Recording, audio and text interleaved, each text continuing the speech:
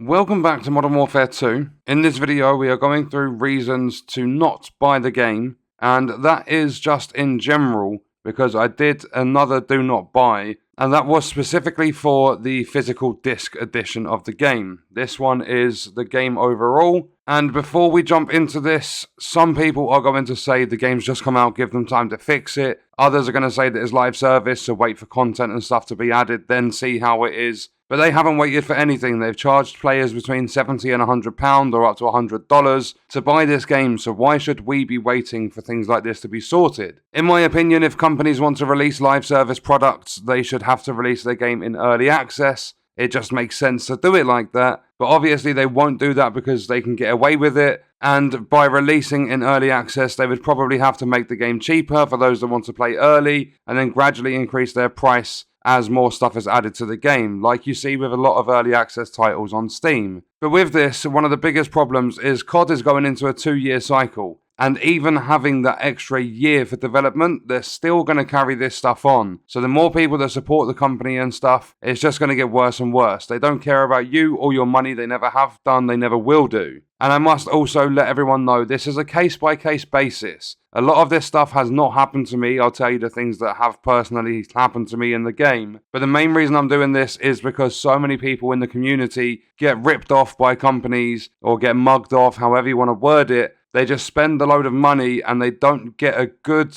quality product in return. And if this was any other line of work in the world, the people that developed this game would not have a job by now. The only reason companies get away with this is because it's in the gaming industry where we have absolutely no standards. There's no quality assurance or anything like that anymore. Games just come out broken time and time again. In fact, I can't even recall 2 or 3 big AAA titles this year releasing that are not broken from what I've played. I've played a lot of them, haven't played every single one of them, but I don't actually have recollection of more than maybe 2 or 3 games actually being decent and worth the money. And obviously, if you do want to buy this game, you want to just ignore everything that I'm saying, and you want to pick up the digital edition of the game, then there is a link in the description which will take you through the CD keys, and by using that link you will be directly supporting the channel at the same time. Also, if you enjoyed this video, don't forget to leave a like. All support on the channel is greatly appreciated. And let's get into my reasoning behind do not buy Modern Warfare 2. So, starting off with this one, as I said, they are charging between £70 and £100 for this game. I've looked through the Steam reviews, I've watched videos on YouTube, and there are lots and lots of PC players complaining about random crashing. Some people are having up to maybe 5 crashes per hour, and this is actually becoming quite common in big games now. The Division 2, the crashing on PC is getting worse and worse and worse. But what ties into the random crashing on Modern Warfare 2 is there are false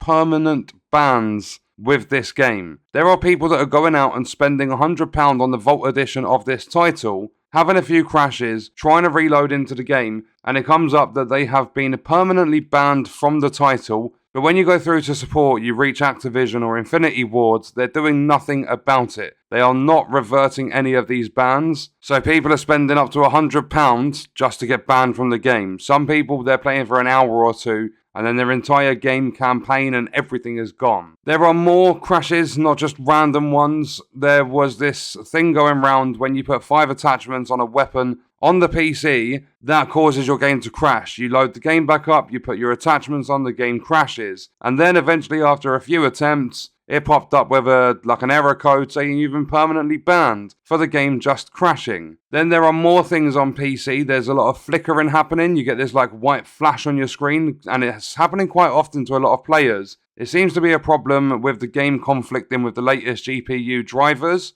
And I've heard that if you revert the update to your drivers, it'll temporarily fix it until they sort it so that the game is compatible with the latest GPU drivers. Another problem in this game, and this is just the whole of the game in general, spawns are absolutely terrible. There are quite a lot of occasions where you're playing something like Team Deathmatch and you'll spawn exactly where you died and the enemy's still in that sort of area. It's happened to me a couple of times. I've died to someone, I've spawned 10 foot away from where I've died, and they've killed me again. But not only that, to tie in with this, footsteps are far too loud in Modern Warfare 2. You can pretty much hear players from the other side of the map. All you need is a cheap headset attached to your controller or plugged into your PC or whatever, and the footsteps are ridiculous in this game. And there was a lot of people talking about this before the game released when it was in beta and everything, and it seems as though they've done nothing at all about it.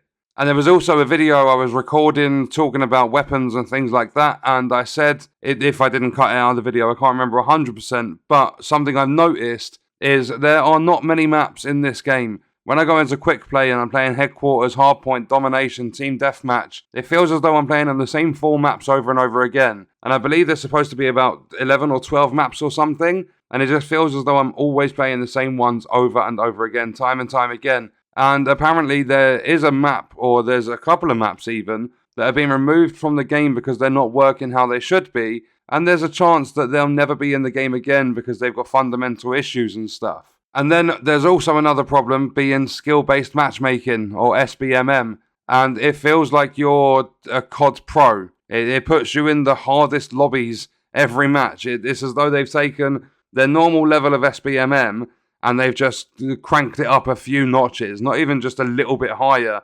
They've put it all the way to the top. When it's putting you in these skill-based matchmaking games, it's putting you against crazy opponents that are way higher than your skill level, and it's making the game have times where it's not enjoyable at all, because you're just constantly getting ganked from players that are amazing at the game. And then another thing that can make this title crash is partying up with your friends, and I think that's something related to SBMM, because you can have, say on the terms of skill levels, you've got just a 1, 2, 3, 4, 5. As pure example, if you're a skill level 2, you get a friend come in and they're skill level 4, it's going to try and find you a lobby, but because of that difference in the skill level, the game is struggling to do that, and it keeps just crashing. And crashing on this game on PC can be a cause of getting a permanent ban. Then we have a personal problem for me. I've tried changing my calling card and my emblem. They just don't save, no matter how many times I try and do it. I change the calling card, back out of that menu, it goes blank. I change the emblem, back out of that menu,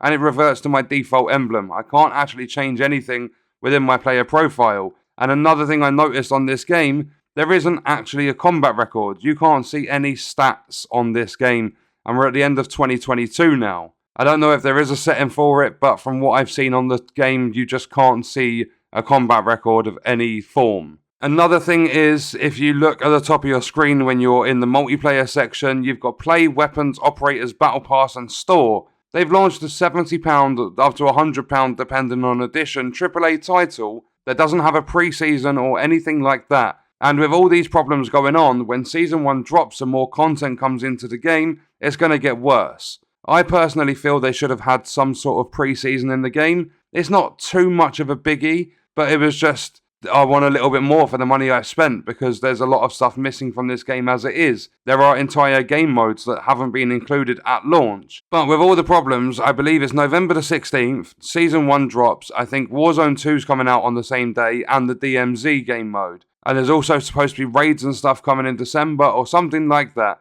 They've got content coming to the game, and is already in quite a bad state for a lot of players. So adding more in is just going to put layer and layer on top of already happening issues. Like things that are already going wrong is going to make them even worse. Then we have one of the perks, Ghost. It does not work properly. It states you're undetectable by UAVs, portable radars and heartbeat sensors, but you put that on and some people are noticing that even when other players have Ghost on, they're not supposed to be able to be seen by UAVs and stuff. There's a little diamond that sits above the player's head, and that is always there. So even with Ghost, people are still able to be seen by the enemy team. There's also another annoying thing. This has happened to me once in the few hours I've put into the game, but there is random lag that's happening quite often to a lot of other players. Your ping will just go, or your latency will go from like 30 up to like 400 in the matter of seconds, and you'll just be lagging across the map. It's horrible to put up with,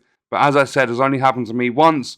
I just want to let you guys know about all this sort of stuff, and then you can decide if you want to put up with it, or maybe wait until there's fixes, wait until there's a sale and get the game cheaper. It's just to let you know that this stuff is there, and this is the reasoning why I would say not to buy this game. Another thing, and this is just a personal sort of problem, I don't like the way they've set this up, but there are new features in this game in the gunsmith where you've got these like bases for your weapons, and as an example, you have to use an SMG, level it up to even level 28, I think it is, to unlock an optic for an AR. And at the same time, you have to use marksman rifles to unlock sniper rifles. I like the idea, the concept of that feature, but they should have done it, use a different AR to unlock an optic for this AR, or use a sniper to unlock this sniper. They've changed it across categories and it does get frustrating. As an example, in the optics for my AR for the M4, there is one where I have to get,